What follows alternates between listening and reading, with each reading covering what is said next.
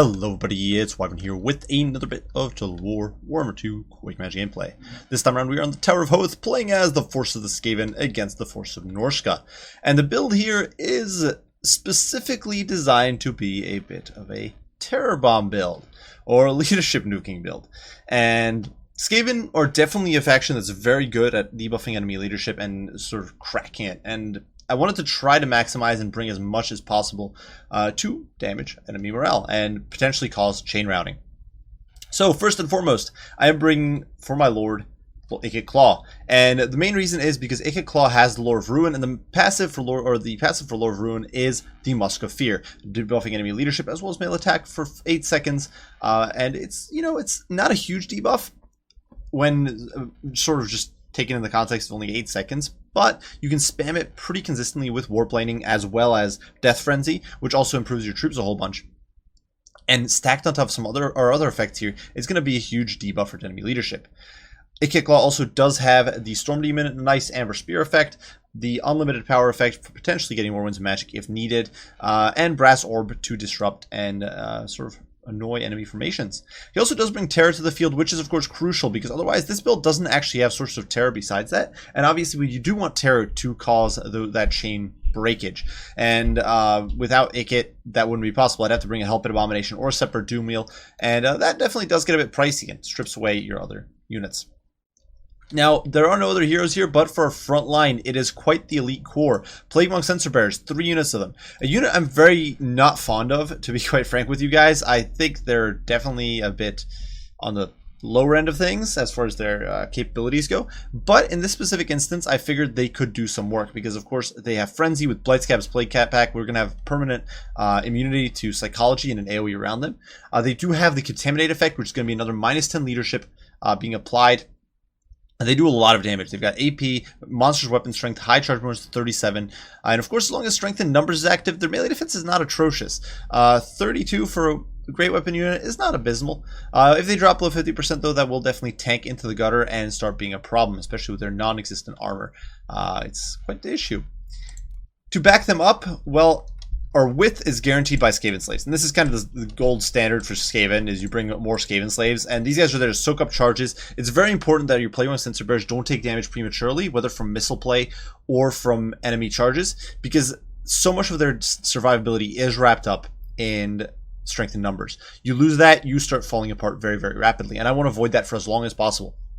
So we do have all these Skaven slaves to screen. Of course, they're also screening the firing line. And we do have quite the significant sort of lineup here. 2 Poison Wind Globes, backed by a Warp Fire Thrower, which I'm sure some of you guys are a bit surprised by. But the reason here for these rats, besides the fact they look amazing, like look at these guys, that rat's like screaming, he's got tubes coming out of his noggin, but is the Burnt effect. So right now, if we cast the spell, that's -4 leadership. If we're hitting with Contaminate, that's -10. If we're hitting with Burnt, that's -8. You already are looking at -22 leadership before we factor in things such as flanking, fear, terror, that sort of thing. And that is really what we're going to be looking to capitalize on. Besides that, Poison Wind Globes, absolutely critical if my opponent brings mammoths or big monsters or even chariots and units like that. You need something to really break them apart, and Poison Wind Globes can do that very rapidly. And finally, Teeth Breakers, Regiment of Renown Rattling Guns. And these guys have much better accuracy than normal Rattling Guns. They also do have the Concealment Bombs, which not an ability I'm particularly fond of, though I have seen some pretty entertaining usage of this ability on, I believe it was Turn, who used them to break an enemy charge last second by concealing themselves. So it can have some pretty sneaky applications. Normally, though, just helps reposition. And most importantly, besides just providing suppression and helping my short-range shooting do more damage, these guys will be doing a lot of damage themselves. If my opponent brings a Mammoth, that 412 damage per gun will actually generate some serious value. These guys will demolish a Mammoth very, very quickly. Besides that, we do have 2 Rat Ogres to provide additional mass, as well as a single unit of Doom Flares to mulch through enemy infantry just that little bit quicker. And obviously, you always want a little bit of mass, a little bit of extra oomph in your army in melee. Plague Monk Censer Bearers are all well and good, but if we start facing some big nasties, I'd like to have some additional support. Now, for my opponent, he has gone super wide, perhaps expecting a Jezzail build, and that's not really my style. I'm not the campiest of players. Most of you guys are probably aware. I'm a bit of an aggressive player.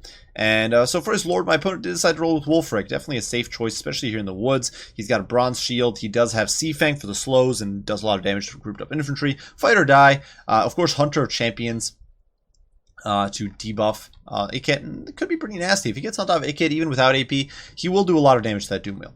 For the front line, my opponent has simply gone really, really wide with Marauders as well as Marauder Spearmen. I don't think there's anything besides that in here. We do have the Icehorn Marauders, I guess, who are providing a little bit of more staying power because they've got Immune Psychology and Perfect Vigor. But really, this line is kind of the perfect target for this YOLO build we brought. Besides that, my opponent has brought a unit of Norsca Warhounds as well as multiple Skinwolves with armor. You can see one over there. There's also a Skinwolf with armor over here. More Hounds. Even more Skinwolves' armor back here. We do have the Stalkers in the mist, sort of, or actually, no, never mind, not Stalkers, just Fimir Warriors, 3 weapons hiding here behind the main line of infantry. And way in the back, we do have the Beasts of Tashnor. So a lot of Hounds, a lot of backline harass, definitely anticipating, I think, that sort of campy build, and we are not bringing that. There's also Shaman Sorcerer Fire with Burning Head as well as Fireball. Could definitely be a bit of a nuisance, but hopefully, my opponent doesn't have the best targets for it. In the meantime, Ikit is going to push, and you can see we've flexed away from my opponent. Now, this is one of the nice things about the Skaven. They're a slow army overall because they can't bring cavalry to the field or true cavalry to the field, but their infantry is nippy. So in a situation like this one, we are able to flex away from my opponent's main line and hit where my opponent is not prepared. So we're hitting simply this isolated section of the line, and my opponent's troops are way out of position. His Werkin are all the way out there. Same thing over, or his Skinwolves, sorry, are all the way out there. His Hounds are all the way out there. Same with the Beasts of Tashnor. They're way far away. The Fimir Warriors are way out of position. And basically, this entire segment of army is way too far to really get engaged. And we are about to bring the hammer down on this blob. My opponent is trying to shut down Ikit here, who is being an absolute pain in the rear. Skinwolves are pouring in, but in come the Censer Bears, and they're going to get a clean charge. And let's just watch this unravel as those filthy rats are coming swinging, flails already spinning. They've got magic damage, they've got that contaminated effect. If they get on top of these disgusting Skinwolves, they're going to do a lot of damage.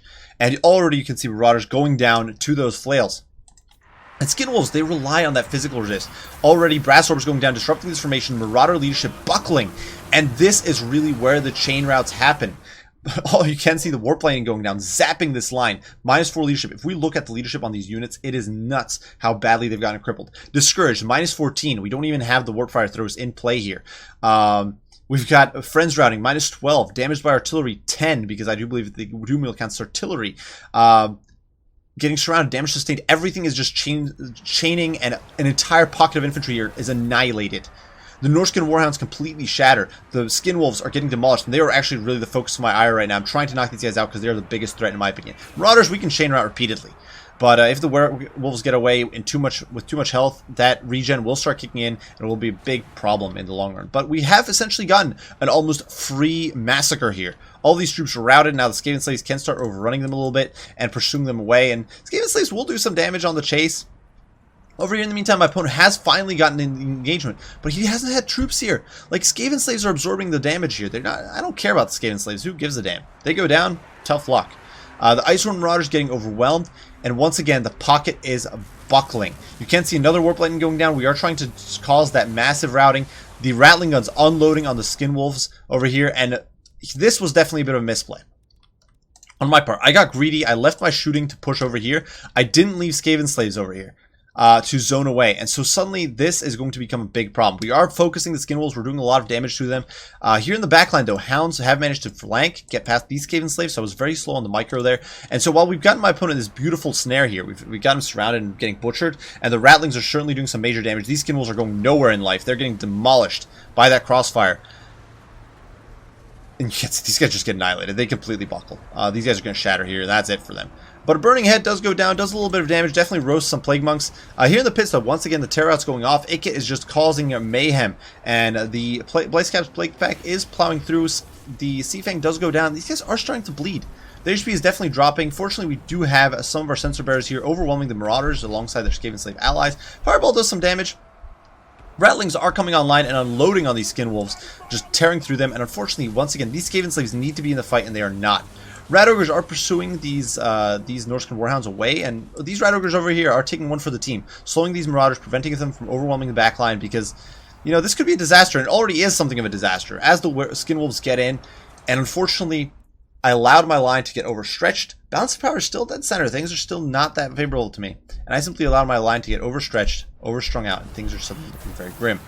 Over here, another Brass Orbs does decimate the Icehorn Marauders over here in the pits. The Fimir Warriors are getting shredded. More fireballs going in on AK, but who really cares? And honestly, the Fimir are not going to hold up that well. Fimir don't have the best of leadership. They are susceptible to terror. And the Contaminate plus the high AP values from the Plague Monk Censored Bears are going to start wearing on their HP pool. These guys are not going to last forever, and they are now terror routing. So the Fimir are suddenly buckling. They're slow. The Skaven will be able to pursue them quite well, at least for a little bit. And yeah, it's quite a disaster. Elsewhere in the meantime, while the gunnery teams are suffering. Now, certainly, the Warp Fire Throwers are unleashing a green hell on these guys, just unloading. And, of course, that burnt effect going in, doing a lot of damage. The Poison Wind Globes sticking around. The beautiful thing about Skaven weapons teams is that high armor. That 100 armor right now is a saving grace, saving them from the massive non-AP here. Burning Head does a bit of damage, roasts some guys, but who really cares? And although our Rattlings are gone, the Teethbreakers have been decimated, we do still have a little bit of a firing line, and my opponent is starting to bleed models. The Plague Monk Censored Bears are sticking here in the pits, the Rat Ogres rallying in the distance and coming back in, and my opponent has forgotten these Skin Wolves' armor all the way in the back, so definitely a huge slip up. So where I've slipped up and let him compromise my backline in the first place, he slipped up and doesn't have some of his most elite troops in the fight. Now Wolfric here does try to get in there, but the Blightscast Plague Pack is having none of that, surrounds him, the Censored Bears are in there, Wolfric is getting wrecked. 50 melee defense is good and all, but against a bunch of rabid rats with flails, it's definitely going to start falling apart a little bit. They do a lot of damage per hit, so he's suffering for sure. In the meantime, Ikit running amok, using that terror to break apart these enemy troops. Over here, Rat Ogres do get a rear charge on these spears. I was hoping to continue pursuing them off the field, but unfortunately it does not work out. So last second, we are going to turn around and run away, because I do not want my Rat Ogres taking critical damage from the Marauder spears. I would rather let my opponent rally here in the distance, and then re-engage later. In the meantime, the Doomflayers are running amok, up to 21 kills now, having done some good work. The Teethbreakers rallying in the distance as well. Wolfric still being run off the map, down to 1000 HP here. Skaven Slaves doing some major work. The Rat Ogres, you're doing some cleanup in Isle 9, and you know the Skin Wolves get in here, and they're going to start doing a lot of damage. But unfortunately, we're not fast enough to save the Shaman Sorcerer from the Plague Monks, who are going to do some major damage here. And the Skin Wolves are really not good against Plague Monks. Plague Monks have physical resist, which mitigates their damage. They've got AP bypassing their armor. They do have magic damage bypassing the physical resist. These Skin Wolves are going to have a painful day. And even though they do rout some of my Skaven Slaves here, the Censor Blob is coming in, and their leadership is buckling. All the surrounding units are routing. Ikit in there applying terror. Now you can see the Death Frenzy is going down, providing that buff, as well as debuffing enemy leadership. And look at these Skin Wolves run. They have just been destroyed here, and they are now in full flight. They haven't lost many models, but certainly in a very grim spot. Wolfric does rally here, but the gun line is still very much online. The Rattlings once again just unloading on these Fimir, decimating them, doing immense amounts of damage. Skaven Slaves, who cares? The Flamers going off. Fimir Warriors getting demolished by that Withering Fire. Now, certainly some Marauders are getting in here, but they're going to get smushed. Ikit does come in from the rear, just rolling through them. Fireball whiffs and actually hits these guys, which is going to break their leadership, and suddenly things are looking very favorable to us. Now, the Teethbreakers here are getting demolished by Wolfric, and you know that is what it is, but at this point it just doesn't matter. Wolfric, it does get hit here by the Doomflayers. They simply send him flying, they send him retreating. Are going to do a little bit of just pokey. The Teethbreakers will be able to fall back, and although my opponent is getting some Marauders in there, the main thing is that our filing line is disengaging. They will be able to open fire and start melting this enemy infantry. Elsewhere, in the meantime, this blob of just terrifying Skaven stuff is coming. We still have two relatively healthy Censored Bears, very healthy, or not very healthy, but the Blightscap's Plague Pack is still active, providing that aura of immunity psychology. Rat Ogres are leading the charge here, looking to get that rear charge in there. The poor Teethbreakers are just trying to extricate themselves at all costs, but it isn't happening. The Rat Ogres do get in here. They are going after Wolfric. We pop them with a Death Frenzy, which is going to drop enemy leadership. You know, these guys up to 52 attack is going to be enough to hit Wolfric at least somewhat consistently, though their leadership doesn't hold despite the immune psychology there. I guess there isn't much psychology to hit him with anyway. But they do manage to pressure Wolfric back. The Marauders are breaking. More fireballs are flying in, but you can see just that withering fire, the flame just scorching these filthy Skin Wolves and sending them back into the abyss. Fireball is pursuing Ikit here, and we're trying to dodge, but Ikit is exhausted. He does take the shot there. He's going to rout. But at this point, it's too little too late. My opponent's leadership buckles, and a Pyrrhic victory for the Skaven hordes. So, hopefully a fun little build, showing that you don't always have to go with a gun line as a Skaven to do well. And you don't have to go with single entity spam either. personally, I'm not a big fan of Censored Bears, I'll be blunt, and I mentioned this at the beginning of the video. I think the unit is a bit underpowered, and perhaps we'll touch upon this in the Fixing the Forgotten video for these guys.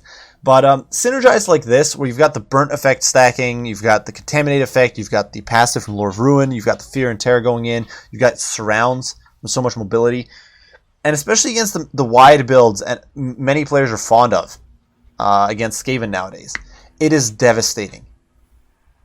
Because you can just chain off so many debuffs and shatter your opponent's leadership. You saw that blob fight at the very beginning where my opponent's Skinwolves came in. It was a blob of like 5 or 6 Marauders, or maybe not that many, but it was, I don't know, like 3 or 4 Marauders, Norsca Warhounds, Skinwolves, about 5 or 6 units total. And they just broke like instantaneously. It was not even a contest. They shattered. Units were shattering, units were in full flight. They got nothing done. And that's the power of that leadership bomb. Instantly, my opponent lost about a third of his army, was running from the field. Like, sure, they rallied and came back later, but by then, it was too late. The impact had been made. My opponent had lost a significant amount of his forces that needed to be there when he sort of tried to get us surrounded. And then we were able to chain off and repeat the process in other areas of the map. And I really found that entertaining and fun. It was also fun to try some oddball units. The Warpfire Throwers, of course, the Blight Scouts Blakeback, and the Plague Wing Censors, the Teeth Breakers. I don't use Rattlings too often. I just don't find them that useful. But definitely they performed really well. It of course, raking in massive kills. Unfortunately, I had some major misplays. So I had a lot of Skaven Slaves, and I had more than enough Skaven Slaves to shield the backline. And I just didn't. Those Skaven Slaves should have been in my opponent's path. They should have been blocking those hounds. They should have been blocking my opponent's infantry from pushing through. They shouldn't have been letting the Rat Ogres do literally all the hard carrying. But instead, due to some bad micro and bad positioning, the Skaven Slaves ended up being squandered. Like, they got some value for sure, and they blocked a lot, but they could have been doing so much more had I been more on top of my micro. And for my opponent, definitely the biggest downside or the biggest misplay there was the fact that he left an entire unit of Skinwolves off the field for way too long. They needed to be in the fight. They could have had a major impact, perhaps, decimating the backlines and that sort of thing. Not sure it would have guaranteed like a different result, but certainly I think it would have been good to have that unit on the field. Besides that, it definitely does show, I think, the risk of going with a one-dimensional build. Like, this build is very much geared towards crushing Skaven defensive blobs. Like, you've got all these hounds to get compromise the backline, the Marauders so Jazils don't have too much of an impact, the Skinwolves who will destroy Helped Abominations and Rat Ogres. Yes, it's a very strong build against that sort of play. But if your opponent brings something different, you are in for a world of hurt, as we saw here, like with the Censored Bears just going in there and going ham. So I think it's something, it shows that you need to keep aware, I think, of the possibility for different builds. And perhaps maybe bring, like, just having the Maws of Savagery here could have been a huge game changer. For example, having that AP, like, you could ditch a unit of Marauders, get Maws of Savagery on the field, and that having that AP anti-large would have been, in my opinion, a big game changer against someone like Akit. Or the Doomflayers, preventing them from running amok. Because the thing is, Skinwolves do have a lot of anti-large, but they don't have that much AP, and it kills them. And of course, the Fimir are not that flexible. They're very easy to avoid. I think it's one of those things many people underestimate or perhaps overestimate about Fimir. Is like, yes, Fimir are perhaps a little overtuned, but Fimir are very easy to avoid, and you just go fight somewhere where they aren't, especially when you go this wide. So, regardless, well played to TPM. Though it was definitely a tight and fun game. I do hope you guys enjoyed the video. Hope you find it entertaining, and if you did, be sure to leave a like, subscribe, and share. If you have any comments, critique, questions, requests, as usual, don't hesitate to put them down below, and I'll respond as soon as I can. Do thank you for watching, and I will see you all in the next one. Bye for now.